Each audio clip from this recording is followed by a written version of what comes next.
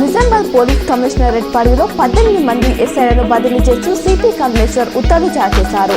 నిర్మల్ జిల్లా బైన్సా ఎస్ఐగా ఉన్న మహమ్మద్ షరీఫ్ ను 1వ టౌన్ కు, ఎస్ఐ డి రమేష్ ను 6వ టౌన్ ఎస్హెచ్ఓగా, డిస్పల్లి పోలీస్ స్టేషన్ లో 2వ ఎస్ఐగా పనిచేసిన మనోజ్ కుమార్ ను ఇందల్వాయ్ ఎస్హెచ్ఓగా బదిలీ చేశారు. ఇందల్వాయ్ ఎస్హెచ్ఓగా పనిచేస్తూ సస్పెన్షన్ లో ఉన్న మహేష్ బిఆర్ కు అటాచ్ చేశారు. ఎమ్మెల్సీ కవితను ఈడీ అధికారులు ఢిల్లీలోని రౌస్ అవెన్యూ కోర్టులో హాజరుపరిచారు. ఆమెను కస్టడీకి ఇవ్వాలని కోర్టు పిటిషన్ వేశారు. ఇప్పటికే రిమాండ్ డైరీని సిద్ధం చేశారు. కాగా మద్యం కేసులో ఆమెను నిన్న హైదరాబాద్ లో అరెస్ట్ చేసిన ఈడీ అధికారులు ఢిల్లీకి తరలించారు. రాత్రి ఈడీ కార్యాలయంలో ప్రత్యేక సెల్లో ఉంచి వైద్య పరీక్షలు చేయించారు.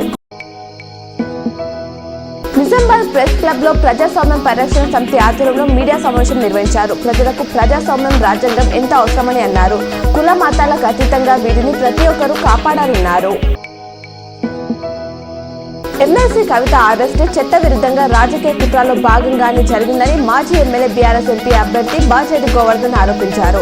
అరెస్టు చేయబోమంటూ సుప్రీంకోర్టుకు చెప్పిన ఈడీ మాట తప్పారంటూ మండిపడ్డారన్నారు. లోక్సభ ఎన్నికల్లో బీఆర్ఎస్ ను ఎదుర్కోలేక బీజేపీ ఈడీని పంపి అక్రమ అరెస్టులకు పాల్పడటానికి ప్రజలు గమనిస్తున్నారన్నారు. జాతీయ పసుపు బోర్డు కార్యాలయం నిజామాబాద్ లోనే ప్రారంభమవుతుందని ఎంపీ అరవింద్ అన్నారు. శుక్రవారం మండలంలోని చౌట్పల్లిలో నిర్వహించిన బీజేపీ ఆత్మీయ సమ్మేళనంలో ఆయన పాల్గొని మాట్లాడారు. చరిత్రలో ఎన్నడూ లేని విధంగా పసుపుకు మద్దతు ధర రోజు రోజుకు పెరుగుతుందని, పసుపు రైతులు సంతోషం వ్యక్తం చేయడం చాలా ఆనందంగా ఉందన్నారు.